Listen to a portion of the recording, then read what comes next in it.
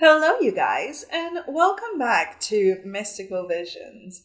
So, in today's reading, we're going to take a look at something that may transcend time and space, because today we are looking at your mission on this earth in this lifetime. So, we'll start by taking a look at an overview of your mission, and we will also tap into a couple of past lives that may have taught you skills that are pertinent to your mission in this lifetime. So I'm very excited to get started. Before we dive in, you're going to have to obviously choose a pile. I've gone ahead and pre-shuffled your cards. For pile one, we have this stone. For pile two, we've got this little guy. And for pile three, we have this guy. So, as always, I'll give you guys some time to look at these different stones and see which one calls to you. Look at the piles and see which one calls to you. Timestamps, as always, are in the video description. Thank you so much for being here. If you enjoyed this video, please remember to like and subscribe and leave me a comment. And without much further ado, I'll see you at your reading.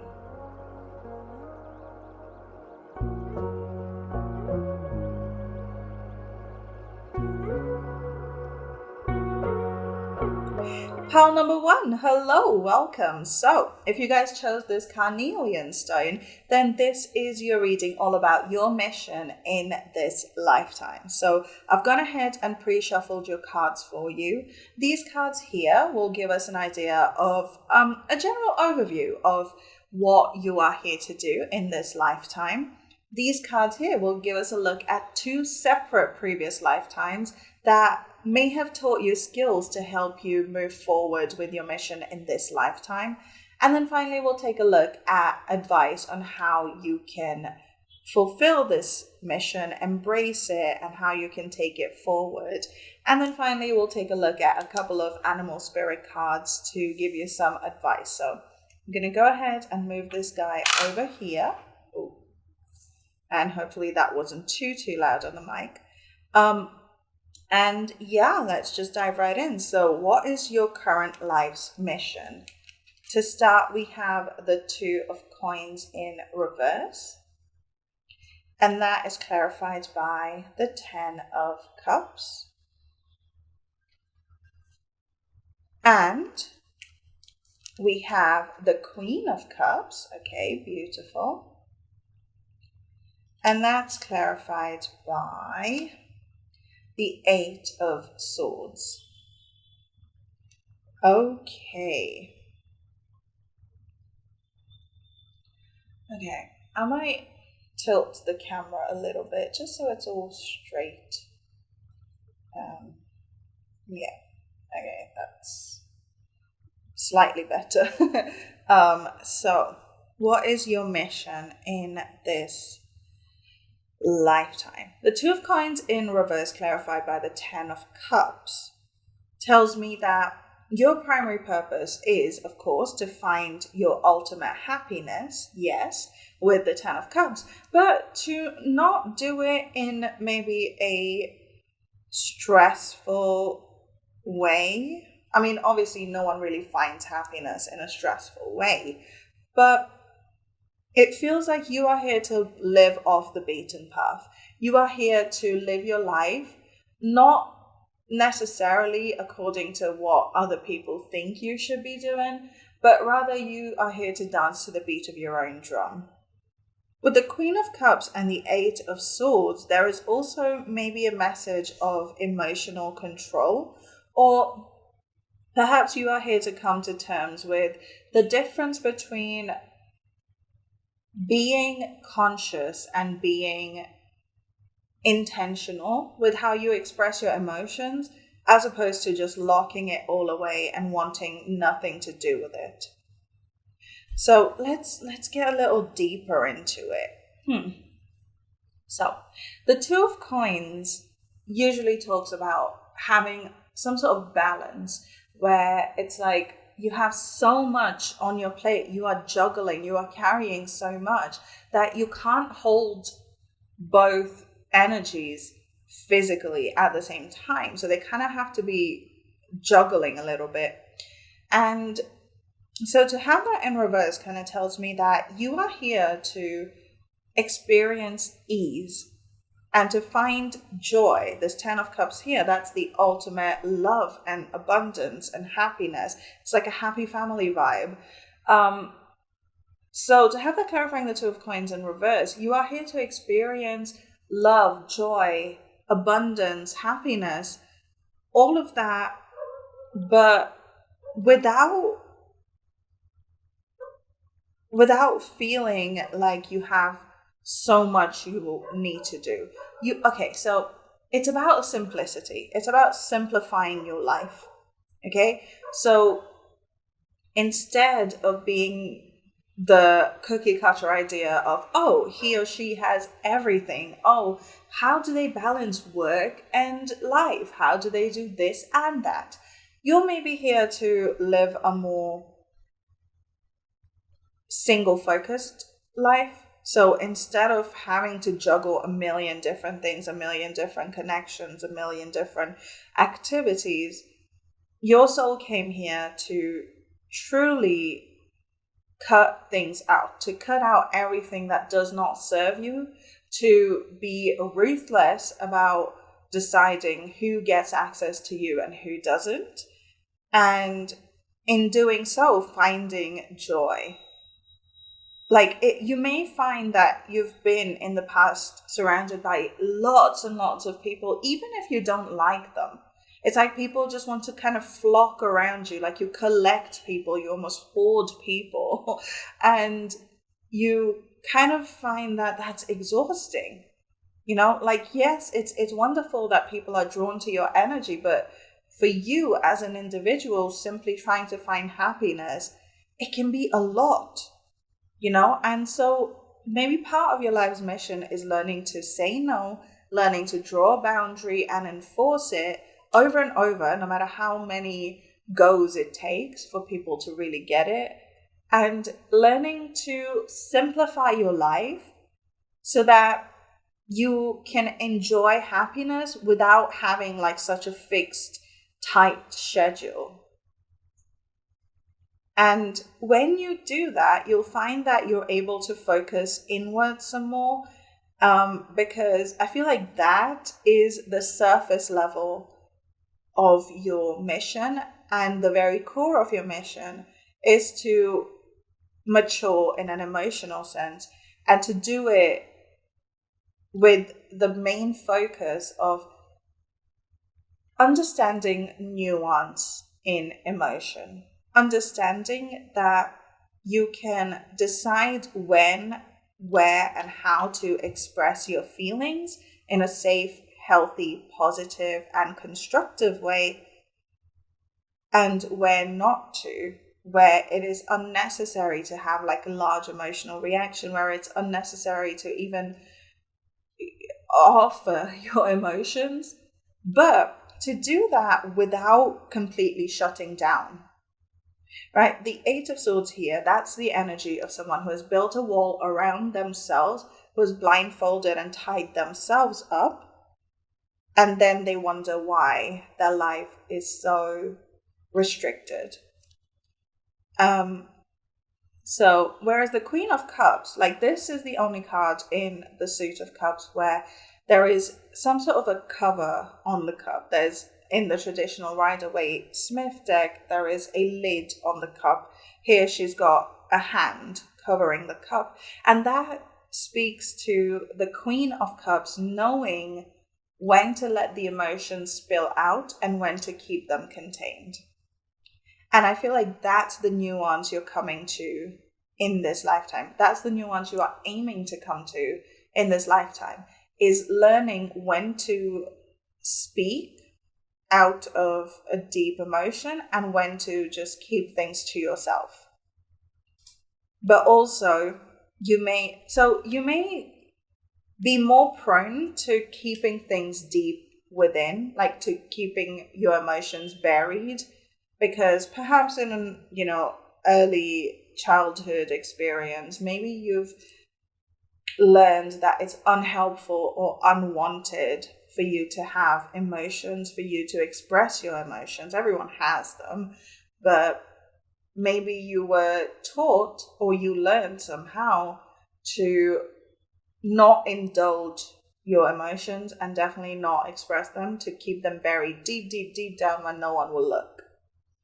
And in doing so, you might find that as an adult, you find it borderline impossible to talk about how you feel. And yet, in this sort of, I feel like we're seeing this new age, like this new era of people who are so under the guise of being mindful and being protective of your own energy. We're basically encouraging people to just not talk about how they feel, right? And yes, they say, "I'll go to therapy and, do the healing." But a large part of healing is expression, right? A large part of working through your past is adopting habits that do not align with your past. And it seems like for you, Pal One, your old habits have to do with keeping your thoughts and emotions buried deep, not sharing them with anyone, and as a result, feeling quite isolated, quite like no one can help you. And this may be a wound you carry from many, many lifetimes. Like, we will look at that, but it may have been echoed at the beginning of this one as well. Maybe you had a parent who was emotionally absent. Maybe you were surrounded by people who did not want to hear you speak, did not want to hear about how you feel. Maybe they were as closed off with their emotions back then as you are today, right? And so maybe you learned somewhere along the way that no one's here for you, that no one wants to listen to you. And even though that may not be true, even though now it seems like you are surrounded by people who care, because with this 10 of Cups here, like they have each other, they have the children, they have the home, they have everything. You might still carry that wound. And what's interesting, I saw a reel earlier today talking about how someone learned in therapy that when we have these protective behaviors that we pick up as we're growing up, and these anxiety symptoms and traits keep coming back to us, it's a sign that we need to sit down and explain to our inner child self that we are safe now, that these protective measures are no longer required, and that we have grown and moved out of that situation that was seeking to hurt us. And that's how we heal those protective measures that were put there because we were in a difficult situation as children. And so maybe the reason I saw that was that I had to do this reading after, and you guys needed to hear that. So maybe take some time to sit down with yourself and talk about, how you are not in that situation anymore, hopefully. And if you are, that you won't always be in that situation, that you will find a way out. Because when you give your brain that signal, it then starts to reprogram your reticular activating system, and then sort of pick up cues that you would otherwise not pick up from a traumatized state of mind. So it's just something to think about. So your mission in this lifetime is about first simplifying your life, cutting out all the noise, all the drama that you no longer need, that no longer serves you, and then following it up with some deep emotional healing where you learn, yes, when to hold them and when to fold them, but also how to not self-isolate and how to not bury your emotions deep, deep down because you're afraid no one wants to hear. So with that said, let's now take a look at your previous lives and see how you may have learned things there that will help you with this life's mission. Okay, what's really funny before we dive in real quick is I got this feeling of almost like irritation, like someone saying, I came here to figure out what career path I should pick, but this is not what I'm here for. Listen, your career path doesn't have to be your life's mission. Sometimes it is, but we romanticize those things too much. Your career path is just how you make money, okay? And that doesn't have to do with your soul's mission always. Okay, it let me rephrase, it doesn't always have to do with your soul's mission. Okay, so this situation is about your journey through time and space, through several incarnations. And if we find anything out about a career potentially, I will say it, but if not, I won't force a conversation that you don't need to hear right now, because I feel like this is information you need right now.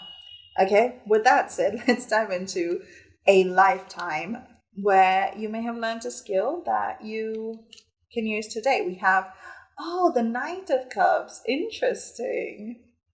Clarified by the Five of Wands in reverse.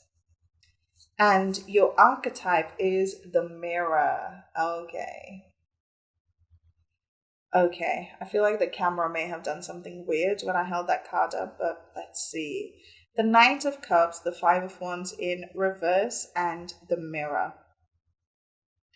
Okay, interesting. So the reason I'm so I'm so tickled by this is because the Knight of Cups is the personification of expressing an emotion. The Knight of Cups is someone who goes riding around with the cup in his hand, ready to offer it to someone, but not in like a reckless way, not in like every single person needs to know my business kind of way, but rather in a, this is the person I choose, this is the one I want to give this cup to. And okay, so in a previous life you may have actually been a poet. Oh, that's so interesting. So with the Knight of Cups, I'm kind of getting the vibe of someone who is really good with their words, like can really make you feel things. And you might find that that echoes in your current life as well, where you find that you always have the right words to say when you want and or need to say them. And yet it's almost this fear deep inside you that keeps you from actually saying them. You might write poetry, you might write prose, you might write beautifully, or you might speak beautifully. But with the Five of Wands in reverse, it's like, it's giving me the sense of you lived a life where you brought emotions to people, you brought messages of love to people that truly soothed a lot of conflict. You could also have been a, what's it called, a diplomat of some sort, where it's not quite as romantic, but it could be that you knew the right things to say to avoid war, maybe, like, so that's why I'm getting that diplomat vibe. And with the Mirror, that's kind of giving me someone who holds a mirror up to the world, someone who forces people to look within their own souls, and in doing so find healing. And it's like, in this lifetime you did something where your purpose was about forcing people to look inwards, and that is incredibly powerful. So let's read the Mirror from the book. So this is 68, if that means anything to you guys. 68, the Mirror. We look into mirrors every day without recognizing them as portals into another realm. They can shatter, flatter, distort, reflect, and project an image back to us that we deem to be true. The energy of the mirror is all about self-perception. When the archetype of the mirror appears, we are in the mythic land of Narcissus, who saw himself reflected in a pool and fell in love with his own image. So compelled by his reflection, he could not turn away, a fixation that eventually led to his death. Recognize the power and the danger of the mirror. It is a construct, one that may drive a shard between you and your true self. The mirror contains trickster energy. Put the phone down, stop with the comparisons, and let the mirror stand empty for a while. Rest with the one inside. Oh, okay. So it could also be that there was a lot of distortion of truth. Maybe, okay. So another possibility is perhaps you were some sort of lawyer, some sort of storyteller, someone who would twist the facts a little bit to get your way. But in doing so, you would avoid a lot of conflict. Like if I'm thinking of those quick-footed characters who always get in trouble, but they somehow manage to talk their way out of any difficult situation. Maybe that was part of your previous life as well. But the point is, I feel like this life really taught you how to use words in good and bad ways, in ways to serve yourself and in ways to serve your community. And it may be that you carry that gift for words with you, but because of maybe early experiences, you kind of buried that deep within. I feel like there is a poet inside of you that wants to come out, that is in fact ready to come out, and maybe that's going to be part of your life's mission in this lifetime as well, is having a way with words that allows people to bounce off of you and look within themselves. That is so powerful. Okay. Another life where you may have had some experience that you can bring forth with you is the Seven of Cups. Oh, the dogs are going crazy outside. And the Ten of Swords. And the archetype is the Destroyer. Interesting. So this may have been a lifetime where you never really put down roots. You never really belonged to any place. And it could be that in this lifetime, you may have run away from home very, very early, or you may have been abandoned at a very early age. And were then enamored by so many things. You may have had a lot of wishes that did not come true, because with this Ten of Swords, there's a lot of endings in this lifetime. And the Destroyer, which is card number 23, you may have died at a very young age in that life, perhaps the age of 23. But it feels like this life, okay. This might be the life where that abandonment wound comes from. Because this, like I said earlier, you may have a need to sort of hold on to people, to kind of hoard them. And that may be because in this life, you learned that people need to be held on to or they will abandon you. And as a result, now you refuse to let people leave, even if they are actively hurting you. I feel like this other life was extremely karmic in nature, and you may have had a lot of people who promised you lots of things and then they didn't give it to you. And as a result, you learned that if you find good people who don't destroy your entire life, you must hold on to them, even if they hurt you. As long as they are not leaving you, they deserve to be in your life. And that's just not true. But let's read this Destroyer card, because it's looking at me weird. There's these eyes on it that are like freaking me out a little bit, I'm not gonna lie. The Destroyer. The Destroyer, the final of the three archetypes in the trio of existence, has necessary yet painful work to do in the world. Culturally, we have an aversion to endings, and we hang on to a permanence as a signifier of success. Yet, the destroyer pulls the rug out from underneath relationships, jobs, homes, and all forms of security. It's the part of us that wants things to end. Its painful orientation is to uncover our true purpose. The destroyer does not let us linger long in comfort, as it knows not much happens in that realm.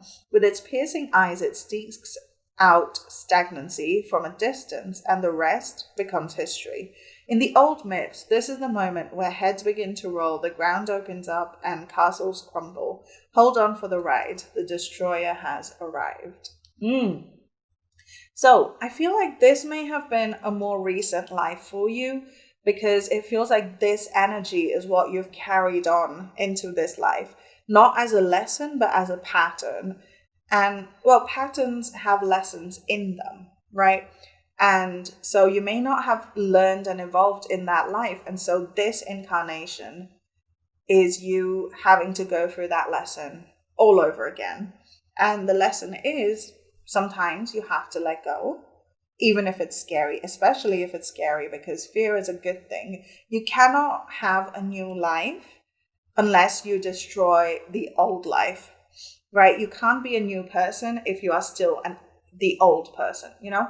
And so with this life, I feel like it was filled with betrayal and endings and, pain and loss and abandonment. And as a result, you've carried the lesson, the wrong lesson, if I can say that, forward into your current life. And you are still working from that pattern. So ask yourself, where have I held on to people, to things, to situations for way longer than I needed to? What is in my life that has been here way past its sell-by date, And you might find that you see this pattern in a lot of different areas in your life. And so in this life, you are learning to let go of what doesn't serve you. And maybe that's why that came out as like a surface level thing, because only once you've healed that can you dive into your mission for this lifetime. Because this is still lingering on from the past. And that's why it came as two very separate messages. That was interesting. So finally, what's something you can do to embrace this mission?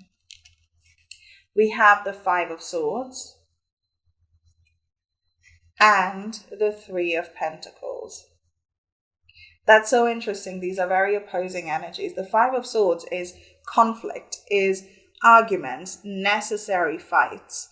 And the Three of Pentacles is people working together, people coexisting, collaborating. What you can do to embrace your life's mission is honestly decide who is worth fighting and who is worth keeping.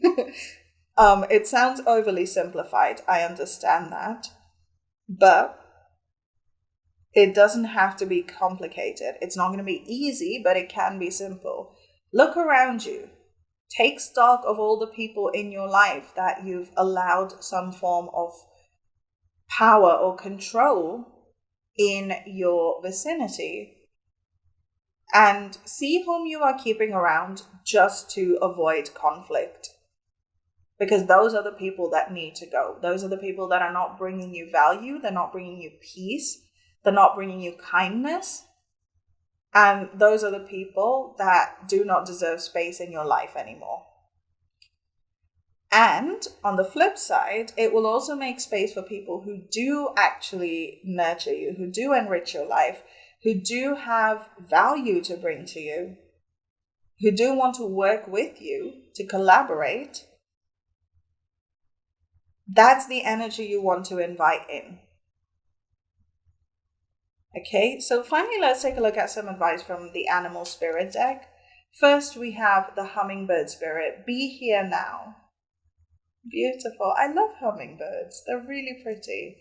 And we have the Starfish Spirit. Open to infinite possibility. Yep. So 34 and 59, maybe between the ages of 34 and 59 is when you well, maybe find this reading, or also like when you feel this desperation to create this transition, this change in your life. But anyway, with the hummingbird spirit, this is very much, I feel like, a literal call to be in this lifetime. Let go of the previous one. Like, it's time to be here right now.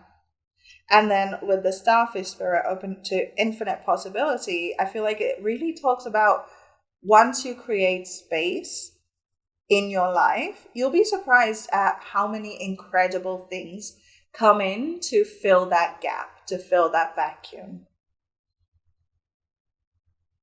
So being in the present moment, and this could also be about, like I said, about sitting with your inner child and telling them, look, hey, we don't need these protective measures anymore, because right now, where I am right now, I am safe, I am healthy, I am taken care of, I can take care of myself.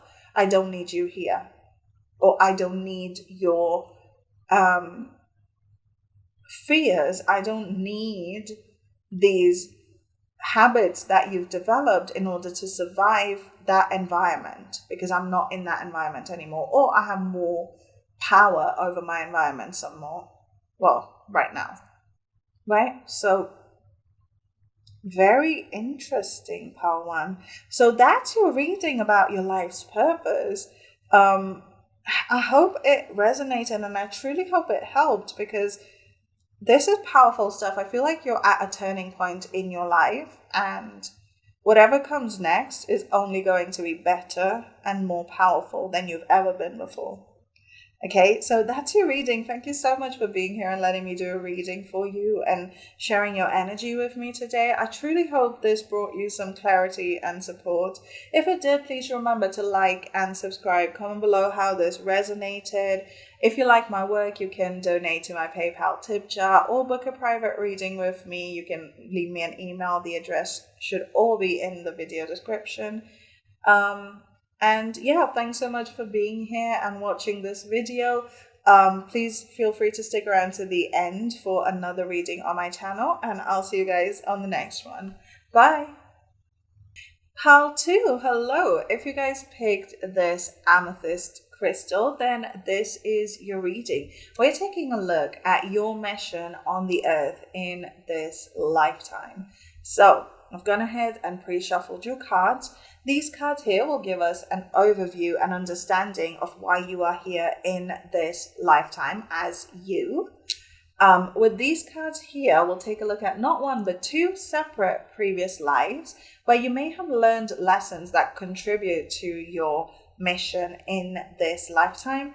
And then we'll take a look at some advice on how you can embrace your mission and just general advice for you moving forward. So without much further ado, let's dive in. I'm going to move this guy here, and let's look at your mission in this lifetime. So to start, we have the 10 of Cups. Beautiful.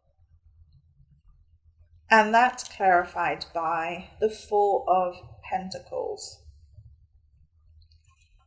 And we also have the High Priestess in reverse.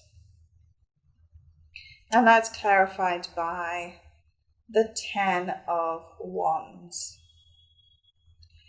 Okay.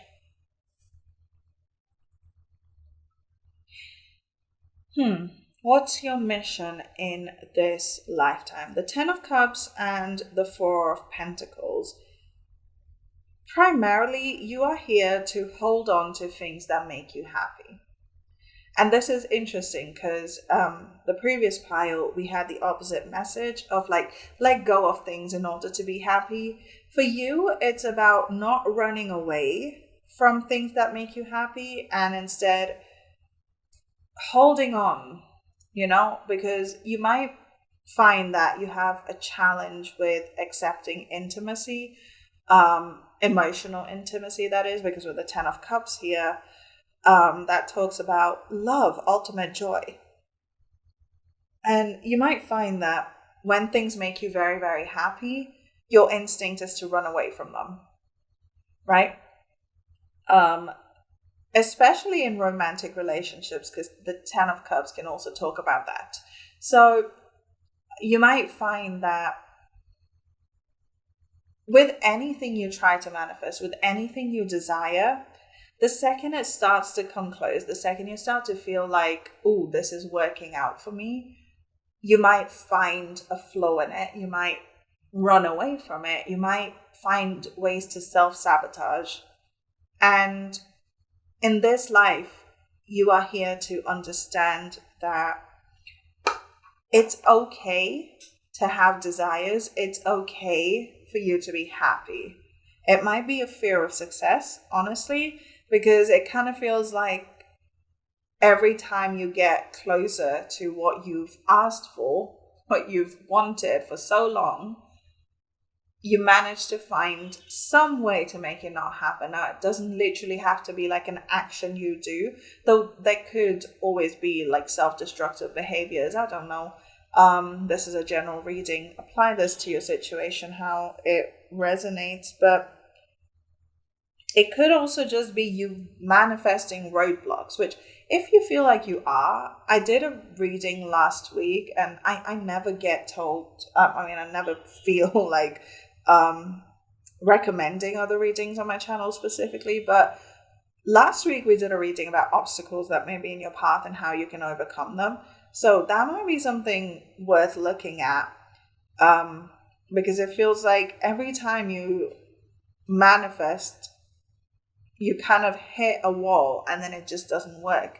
And it could very well be that you are afraid of joy. And I know what you're thinking, like, how is that possible? How can someone be afraid of being happy?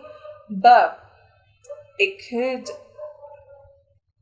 So a lot of the times we establish comfort zones that are really not very comfortable at all, right? We establish ourselves into lives that we don't even enjoy. And if you don't think that's true, look at any old movie about an unhappy woman who is in a marriage she hates, who has children that exhaust her, and who's in a suburban life that's perfect on the outside, but she hates every part of it.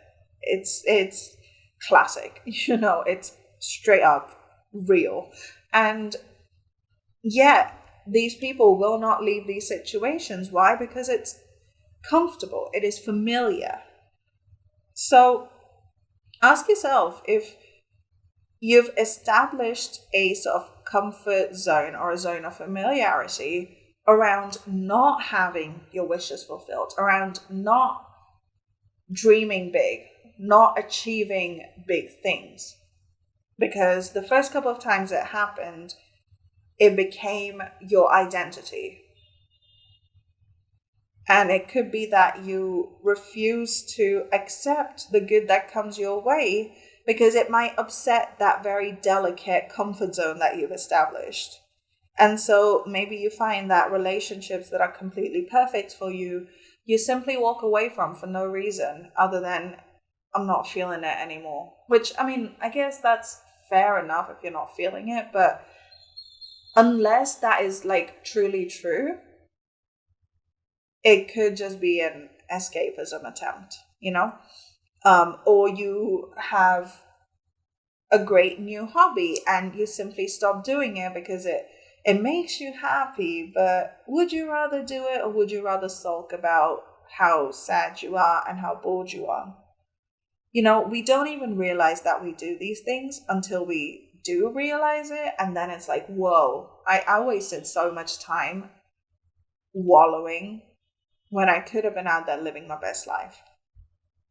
Because with the High Priestess in reverse and the 10 of Wands, this is interesting. So, the High Priestess is truly intuitive. Like, she is not of this realm. She knows everything. And she is connected to a source far beyond anything a human can deal with.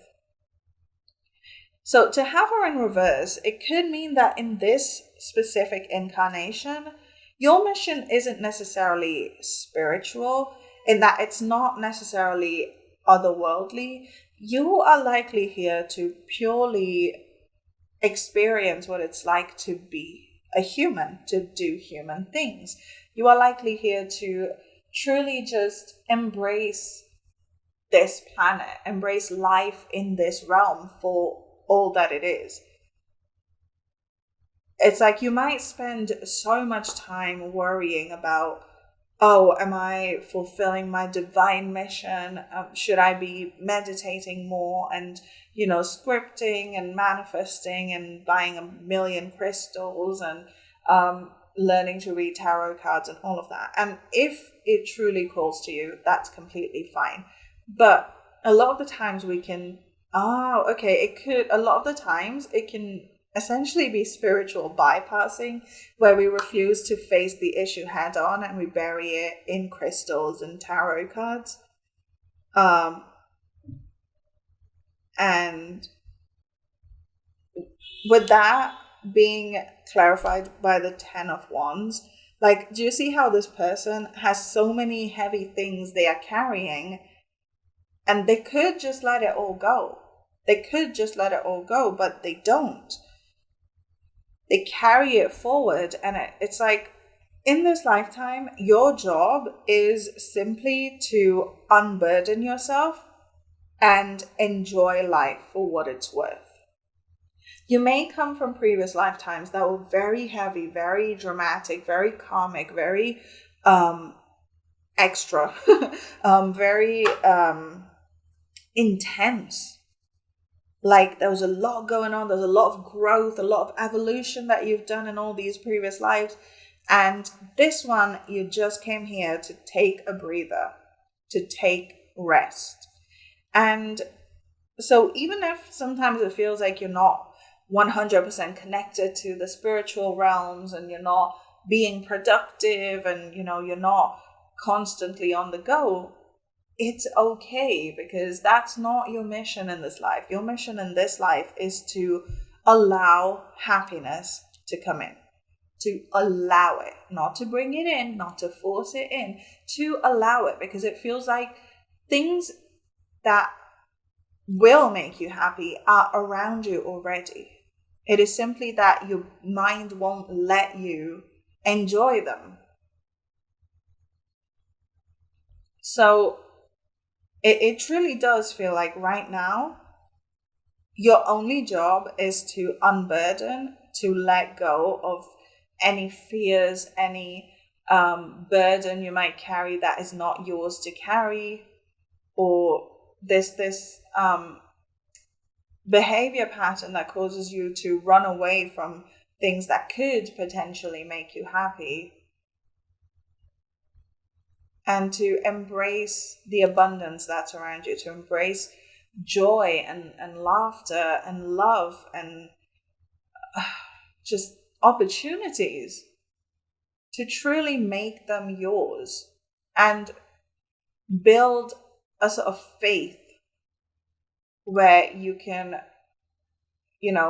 close your eyes, go to sleep, and wake up knowing that what you love is exactly where you left it last night. Yeah, I feel like that's a skill that you are building, like an emotional skill that you are building in this lifetime. And simply put, your mission is to just enjoy all that the earth has to offer you in this lifetime. So with that said, let's take a look at 2 separate past lives that may have taught you either skills or behaviors in order to further your mission in this lifetime. So the first one, we have the 3 of Coins in reverse, clarified by the Emperor in reverse. And the archetype card we have is the Forest. Okay, so straight away what I'm seeing is that this was a lifetime where you had no help whatsoever. And that makes sense when you think about this tendency to carry all this burden on your own shoulders. It could be that the people that were supposed to help you failed. The people that were supposed to lead you failed. The people that were supposed to teach you how to exist, how to be successful in that lifetime did not fulfill their demands and, well, fulfill what was demanded of them. And as a result, you ended up learning that no one can be relied upon if you want anything done. You might find yourself saying, even in this lifetime, if I want something done correctly, I have to do it myself. And that could be a remnant from this previous life where it feels like you truly were on your own. But the Emperor in reverse as well. The Emperor is the Aries card, and the dark side of Aries is very much solitude, hyper independence, doing things all by yourself because you feel like no one else will be able to do it quite as well as you do. The Forest is interesting though, because I want to read this from the book. This is card number 36.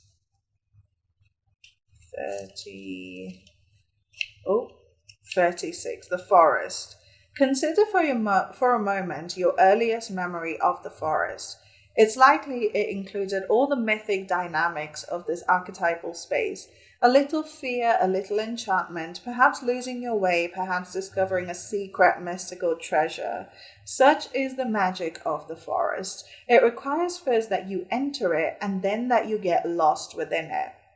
You may think there is a path to lead you straight through, but soon enough you'll be on what's known as the pathless path. There are tricksters here, dense foliage and entanglement, but equally present are the glimmers of fairy lights and friends among the trees. You're on an adventure now and there's no turning back, so embrace the dim light and the moving shadows. Whether literal or imaginal, brave the forest and get lost getting found. Ooh, okay. So, yeah, like I said, this feeling of you're all on your own, there is no one to help you, that may be something you picked up in this previous life.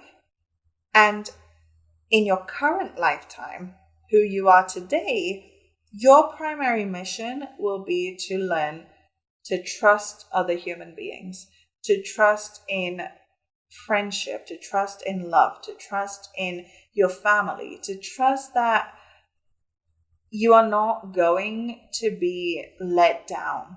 That might be a big fear that you carry, the fear of being let down, because especially with this Three of Coins in reverse, that is someone who says they will help and then they don't, who says they will work with you and then they don't hold up their end of the bargain. And it kind of leaves you in like this position of leadership that you never asked for, this position of having to take charge that you never asked for.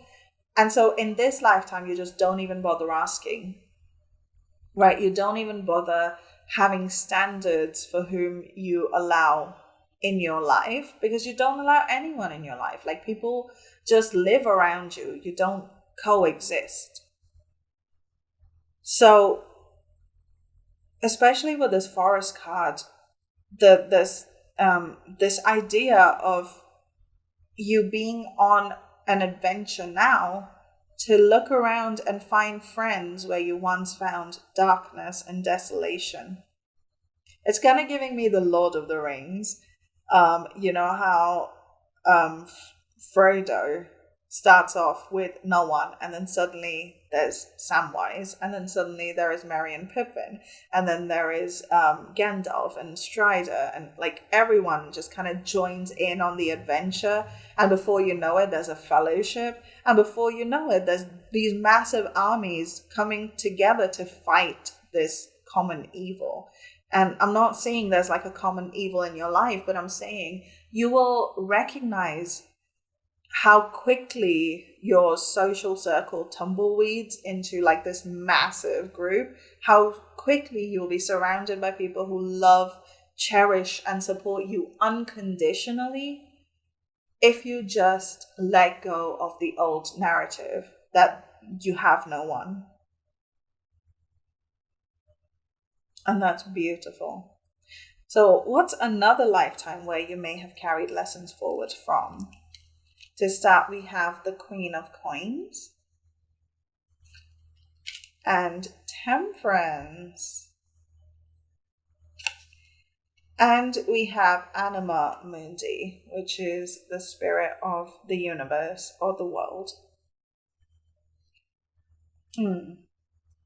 Okay, I feel like this lifetime may have been quite.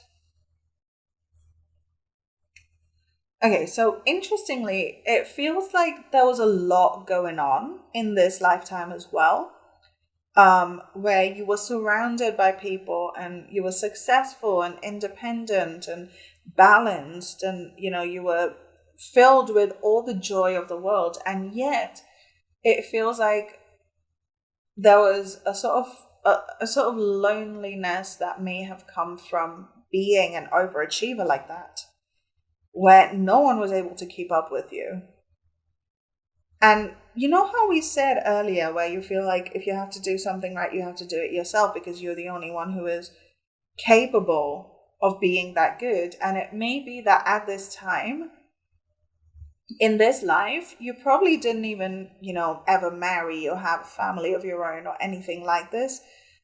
You could have been one of those like really wealthy people who come from like a lot of money and just end up not wanting anyone to share it with. You may have, had a partner or children or whatever and lost them very, very early, because it's kind of giving me rich spinster vibes, the kind you see on like Downton Abbey and stuff, that's like very scandalous for the time. That's the kind of vibe I'm getting. Because it feels like you were vivacious, you were so active, and there was so much going on. You were so famous and, well loved. But at the same time, you didn't have anyone who knew your inner world in that lifetime. Let's read this Anima Mundi, because I think that's the final card in this deck. It's interesting. I don't think it's ever come out in a reading for me. Anima Mundi epitomizes, I don't know how to say that word, epitomizes the principle accept or reject none. Simply put, it is the living soul of the world in all its multifaceted, multidimensional layers, bonded together by loving cosmic forces. Diversity is celebrated, multiplicity is honored, and nothing is denied embrace. Constructs of separation dissipate into this wonderful mess of shared consciousness. Anima Mundi is the link between the literal and the imaginal, the rational and the mythic. It is the connective fiber that makes life meaningful.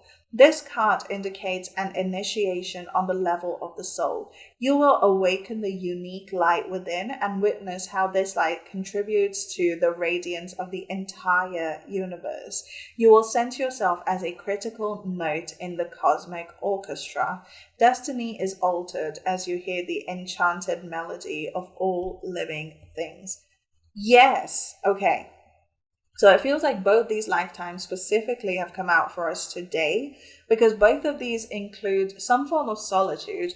This one was just straight up in terms of like being productive, being a useful member of society, whereas this one was solitude despite being surrounded by crowds and crowds of people. And at the very core of it, both these lifetimes were about not knowing your place in the universe, about not knowing how you fit into the symphony of it all, like that card said. So in your current lifetime, it may be that you really need to find your place in the grand scheme of things. You may need to do a lot of meditation, do a lot of like going inwards, but also do a lot of going outwards, of rejecting your preconceived notion of how people are or how people can be, and seeing them for who they truly are. And that only really comes from exposing yourself to so many different kinds of people, to exposing yourself to all these different experiences. Because only then can you truly see where you maybe have held notions that weren't necessarily true, and then what's actually true, what your assumptions are, and how they may be altered by reality. Really interesting. So finally, let's take a look at how you can embrace this mission.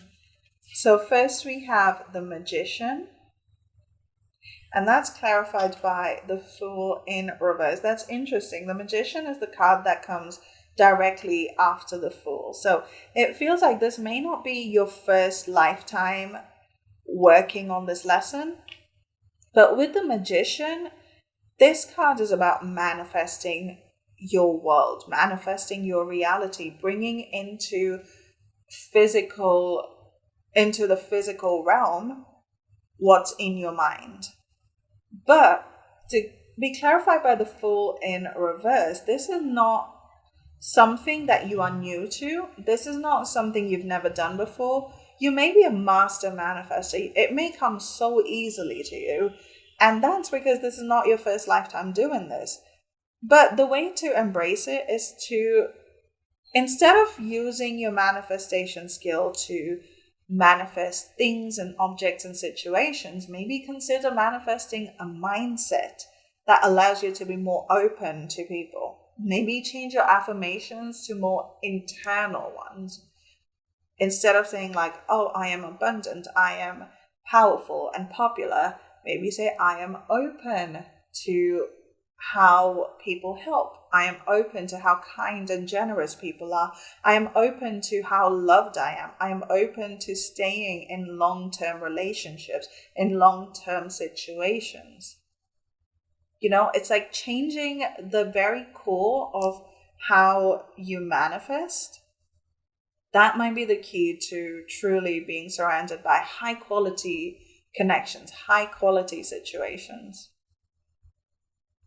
All right.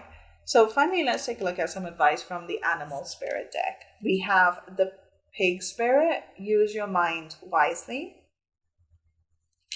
And the Peacock Spirit, let it shine. Oh, these cards are one. So this is number 46 and that's number 47. So there is something about sequential numbers as well. Interesting. Use your mind wisely and let it shine. Yeah, it feels like a lot of the times your biggest enemy is your own mind. And you may be able to convince yourself of things really quickly. And so far, that may have been a little detrimental where you've convinced yourself of like negative belief patterns. You may have convinced yourself, I'm always meant to be alone. I'm always meant to be doing all the hard work and everyone else gets to enjoy their life and I'm stuck in the office. Like these are things that you may convince yourself about. And as a result, you kind of manifest that into your experience. So maybe try doing the opposite. Convince yourself of things that you actually want to manifest because you clearly have the skill. It's not a skill issue. It's only about focusing your skill into a direction that is better suited to where you want to be. So that's something to think of. And let it shine is definitely all about letting your inner self be seen. And I think that may be the big breakthrough for you, because this fear, this constant running away from things when they start to feel too good, too comfortable, it is truly just a fear of being seen. It is a fear of, oh, this person thinks I am this way. What if they find out I am not this way and I'm completely different? Will they abandon me? I better abandon them first.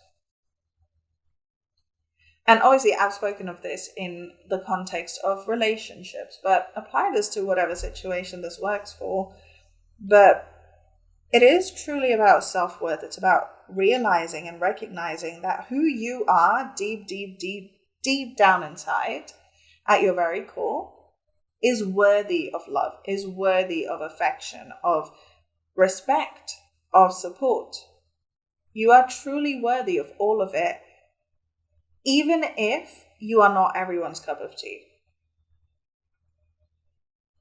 So there's really just a radical self-acceptance that needs to happen, L2. And that's how you find friends along the way. That's how you find your fellowship. Okay, so that's your reading for today, pal. Two. Very interesting and powerful as well. Um, Yeah, I truly hope it helped and I truly hope it brought you some support and clarity. If it did, please remember to like and subscribe. Comment below how this resonated for you. If you like what I do, you can support me via my PayPal tip jar. Link is in the video description. You can also book a private reading with me by leaving me an email. Email address is also in the description.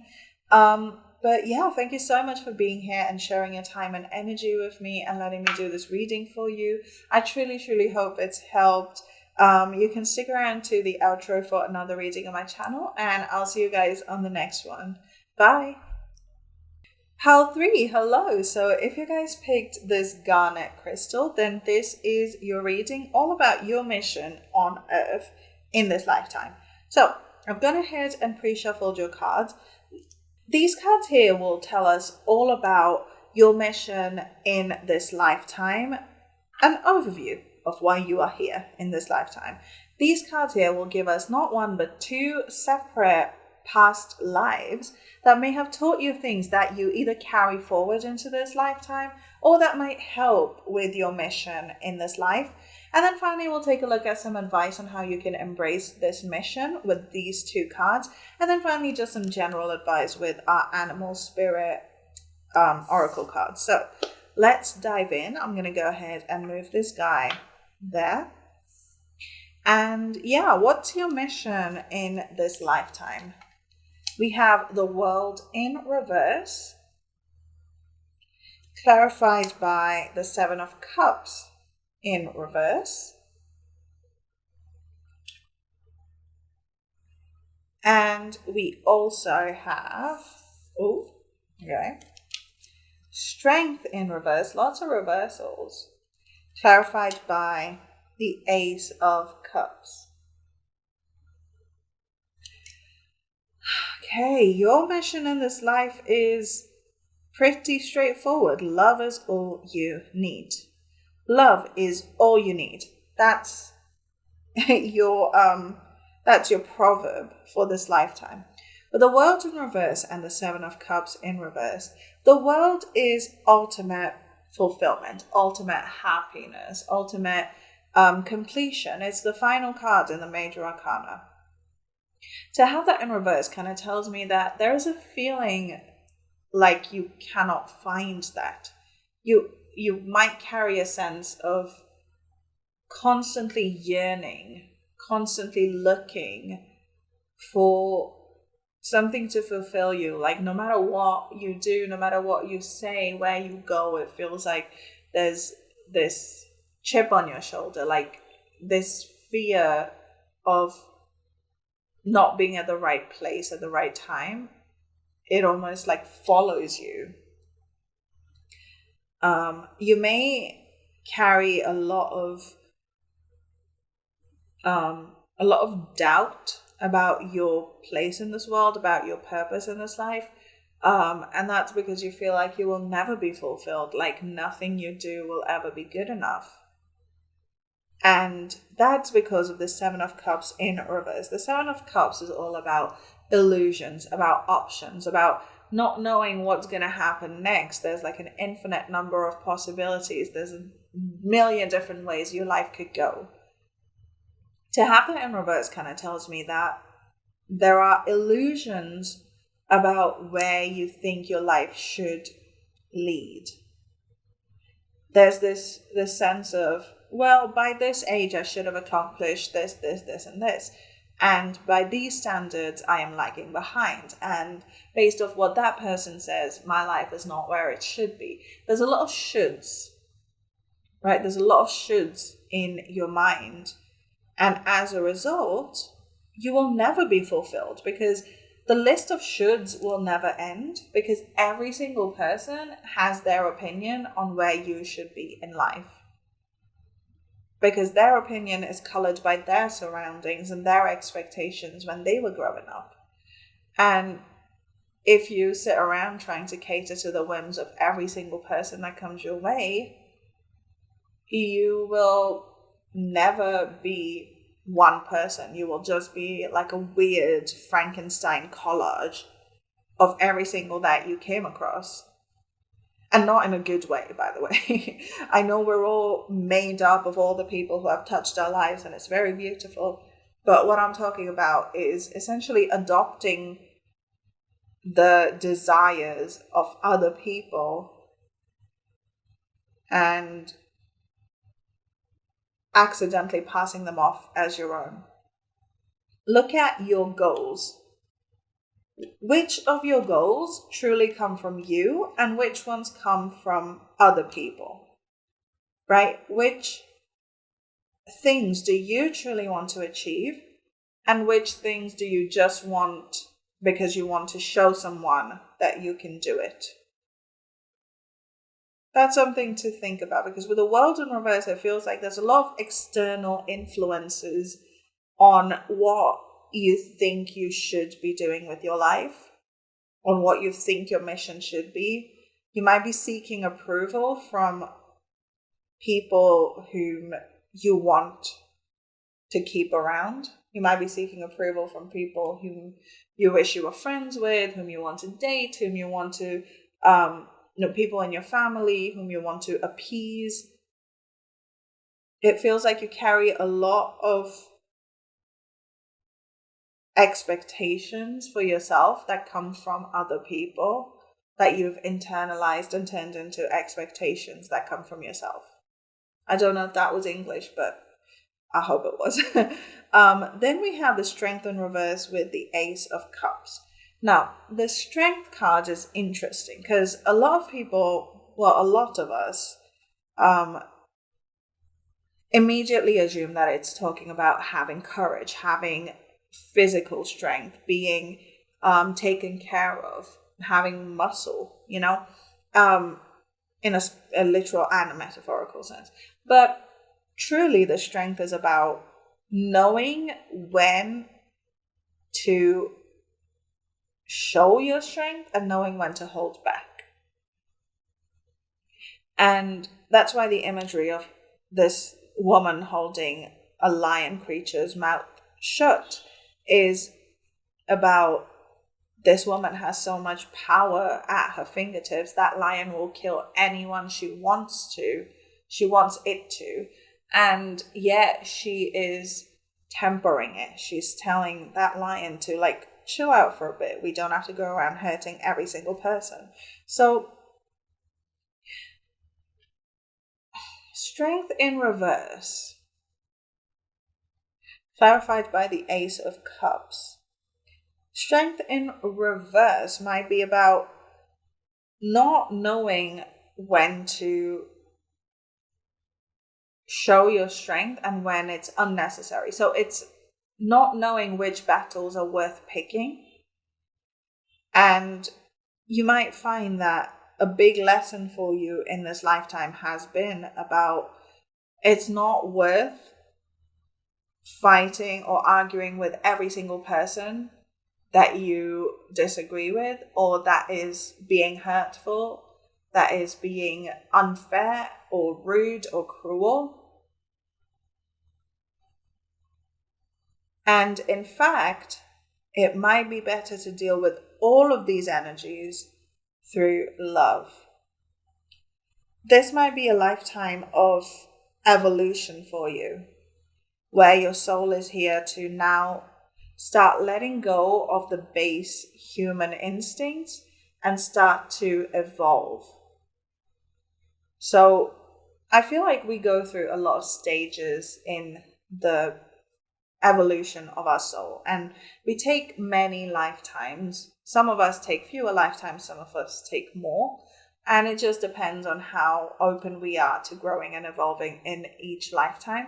But the core of it is we are always starting with the very base instincts of survival, of community, very, very human things, right? Fears and doubts and greed and, all of the sins. And then over time, we move towards higher pursuits. And I say higher in the sense of more intellectual stuff, more spiritual stuff. And as time goes on, we become less reliant on our base instincts to keep us alive. And we feel more and more free to explore beyond just survival.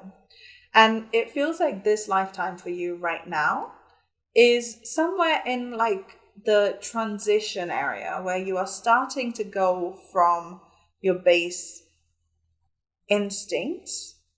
You're starting to go from there into something deeper, something more powerful. And this lifetime may be all about forgiveness for you. Now, that's interesting because none of these cards inherently talk about forgiveness. But like I said, it may be about picking your battles, and sometimes not fighting a battle could be as simple as forgiving someone, whether they deserve it or not. So Ho'oponopono might be a practice that you find really powerful, by the way. It's simply about repeating, I'm sorry, please forgive me, thank you, I love you. And obviously you can go deeper into it and research it, and it's a meditation technique. And the thing with Ho'oponopono is it's not so much about forgiving the other, it's about forgiving the self.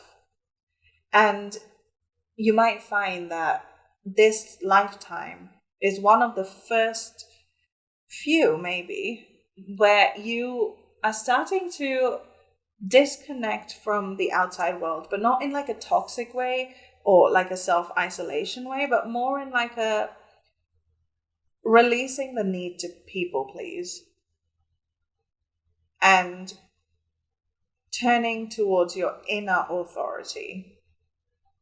And that might be at the very crux of this lifetime for you, where you find that actually my wisdom comes from something much deeper than what these textbooks say.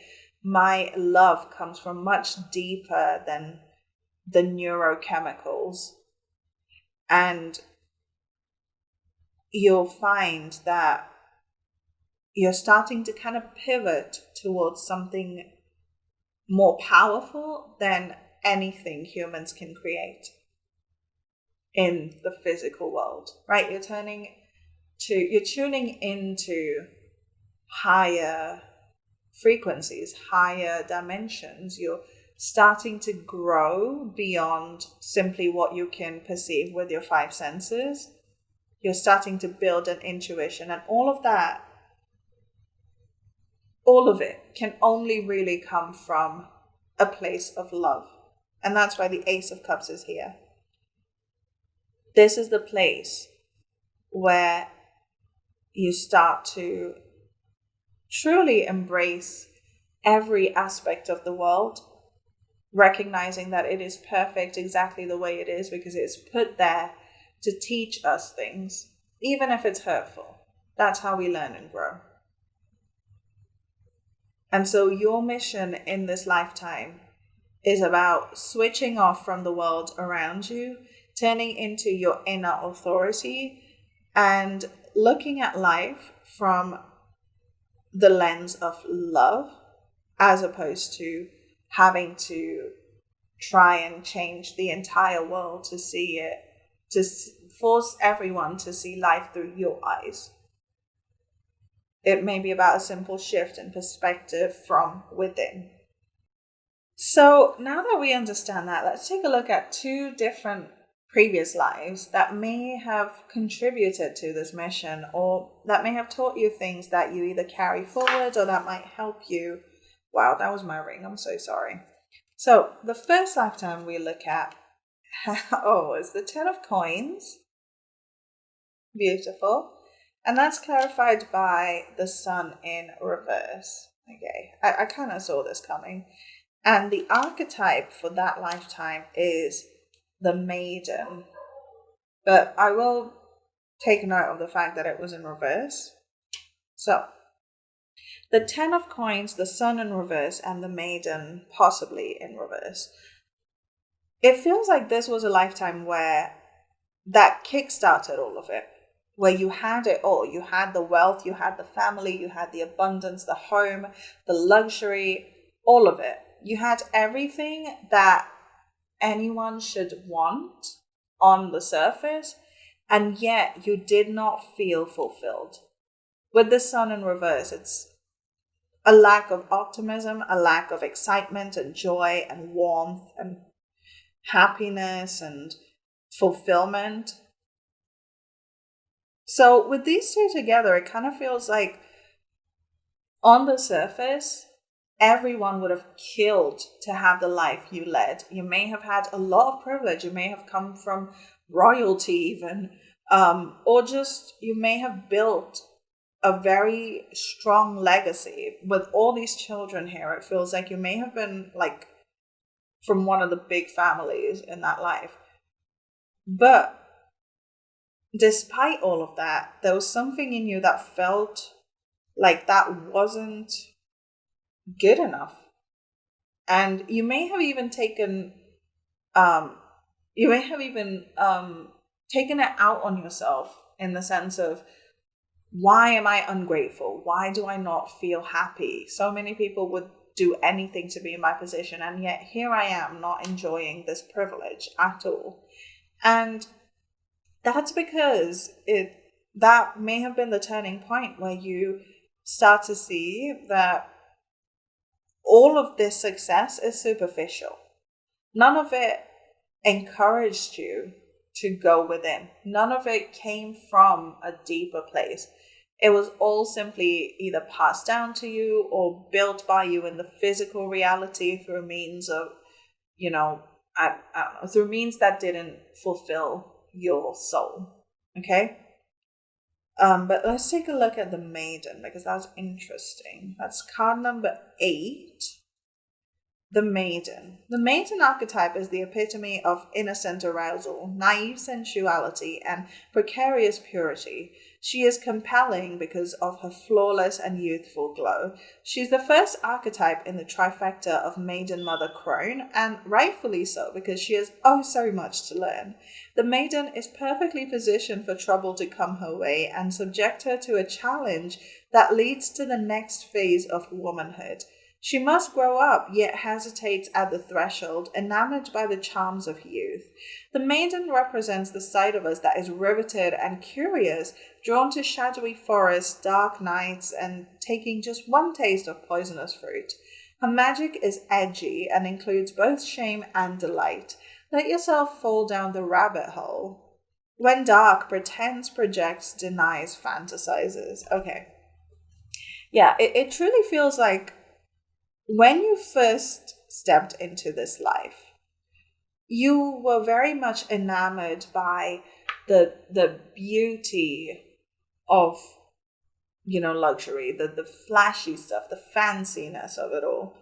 And then over time, as that became your reality, you realized, oh, none of this is fulfilling me. And so towards the end of that life, you may even have felt like, it was almost wasted. Because what's interesting, and this has always struck me about this particular card in this deck, this dog character, look how sad he looks. Even though he's surrounded by all these children laughing, and I'm sure it's not supposed to look sad, like the smile kind of extends here, but I didn't see that until right now. Like, I always thought this was like a upturned smile, like a sad mouth. So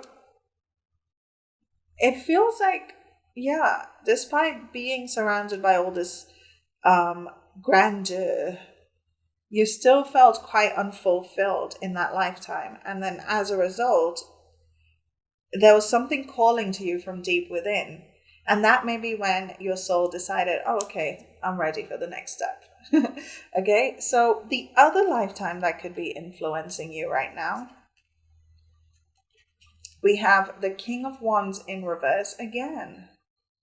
All of that lack of passion energy, clarified by the Six of Pentacles. Okay, I can see a story emerging. And the archetype card is the Warrior. But that was also in reverse, so we'll keep that in mind as well. And this is number 10. So yeah, it feels like these lifetimes were very close to each other because we're going from 8 to 10. The King of Wands in reverse and the Six of Pentacles. This was a lifetime where you still hadn't necessarily tapped into higher spirituality, higher wisdom, or the esoteric or any of that. But it feels like in this lifetime, you had a lot of privilege and it left you dissatisfied. So instead, you turned towards humanitarian causes. With the Warrior, you may have started to fight for equal rights. You may have started to fight for emancipation, things like that. Things that really make a difference to our society, that help us evolve as a people.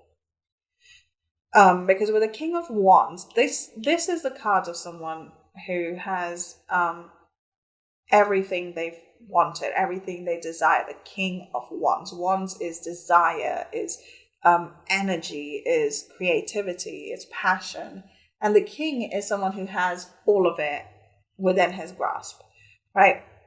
So for this card to be in reverse kind of tells me that you may have had everything you desired in this lifetime as well. You may, again, have come from a position of privilege, and you may have lived successive lives in privilege to really drill this idea in that luxury does not make you happy, because that is no longer your soul's mission. You may have had lifetimes before this as well, where you built up to that abundance and you truly enjoyed it. And then it became too easy. And then your soul was like, okay, we need something better, something more permanent, something deeper, less superficial, right? And so later in this life, once you had all this privilege, you started to give from a position of power and abundance. But you did start to share your wealth. You started to share the abundance that surrounds you so easily. And you may, with this Warrior, have turned to humanitarian causes. Let's read this one from the book as well. So in that lifetime, the Warrior. We often envision the Warrior as an armored figure with sword in hand moving blindly towards battle. Yet the deeper aspects of this archetype bring us face to face with death itself.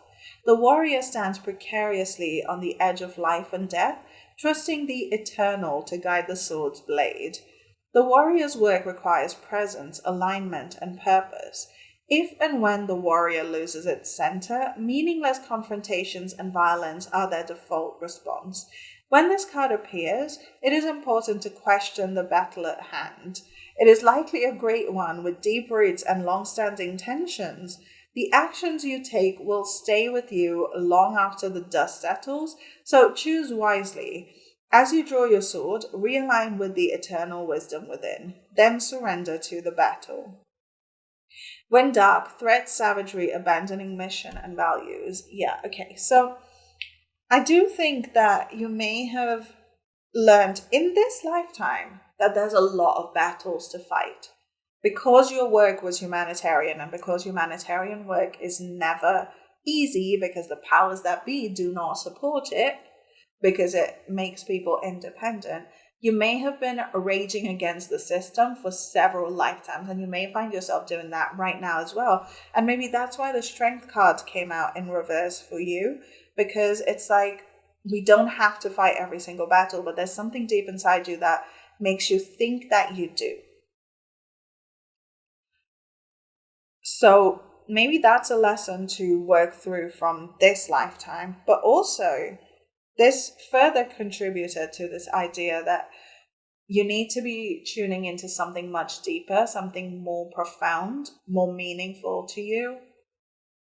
And so in this lifetime, you're learning to explore things beyond just physical reality, beyond just surviving and thriving. You know, it's about something that's bigger than you, bigger than any of us individually. And I feel like in this lifetime, you really started to lay down the roots for collective gain. And then in your current life, you may take that work and bring it forward, make it bigger, make it better. But in order to do that, you need to learn to approach it from a place of love, not from a place of lack. So maybe that's another lesson. So finally, let's take a look at how you can go about embracing this mission for this lifetime. We have the Five of Wands in reverse. Yep. And that's clarified by the Knight of Pentacles. Okay. Yeah. You don't need to fight every single battle. Sometimes it's okay to take your time and plan every move carefully. You don't have to go rushing in to save every single person. It is important to discern where your energy is truly needed and where it is simply making a situation more volatile. The Knight of Pentacles is someone who does not just move. This is the slowest moving knight of all of them. And that's because he will only take a step if he's sure that it will be productive, useful, and it will give him the results that he wants. So for that to be clarifying the Five of Wands in reverse, you might be surrounded by a lot of conflict. And you may insert yourself into conflict because you want people to be better, to do better. You want society to do better. And the answer really is to maybe ask if you would truly be helping the situation at that level. Maybe there is a higher up level where you can insert yourself and fix things. But do you really need to be at ground level trying to make a difference to one person who will immediately forget about this situation in a couple hours anyway? So yeah, that's the advice for you, to really pick your battles and to do it carefully and to approach it from a place of love, a place of abundance and joy, rather than a place of wanting to fix broken things. Okay, finally, let's take a look at some advice from the animal spirit oracles. We have the Sandpiper spirit in reverse, be playful. And the Snake spirit also in reverse, time to heal.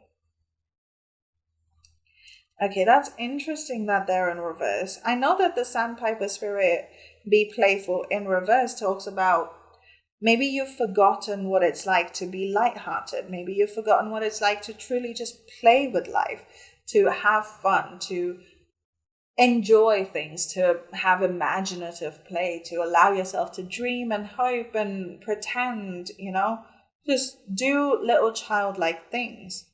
But it's this one that interests me. Let's read this from the book. This is number 55, the Snake spirit in reverse. 57, 56, 55. No matter how much you may have lost or how disappointed you have been, you are called by Snake Spirit to shed the past and practice radical self-acceptance now. Only by forgiving yourself can you move on, regardless of whether anyone else is ready for healing. You have been weak, but now you are becoming strong and developing wisdom, and you will do better in the future. Remember, it is the one who has been wounded who often has the greatest power to help others heal. Interesting. So maybe even look at doing some healing of your own before you start to heal the world, because a lot of the times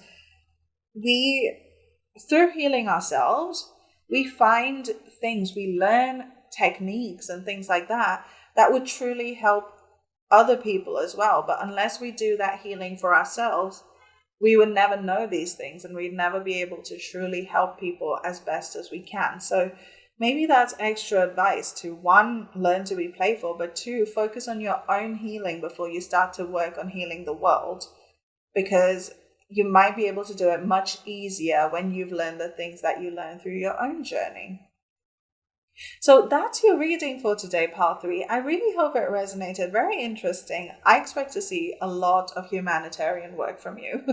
But yeah, I truly hope it helped and it brought you some support and clarity. If it did, then please remember to like and subscribe. Comment below how this resonated for you. If you like what I do and would like to support my work, you can always check out my PayPal tip jar in the description below. Or you can book a private reading by sending me an email. The email ID is also in my video description. But yeah, thank you so much for being here and spending some time with me and sharing your energy and letting me do this reading for you. I truly, truly hope it helped. You can stick around to the outro just after this for another reading on my channel, and I'll see you guys on the next one. Bye.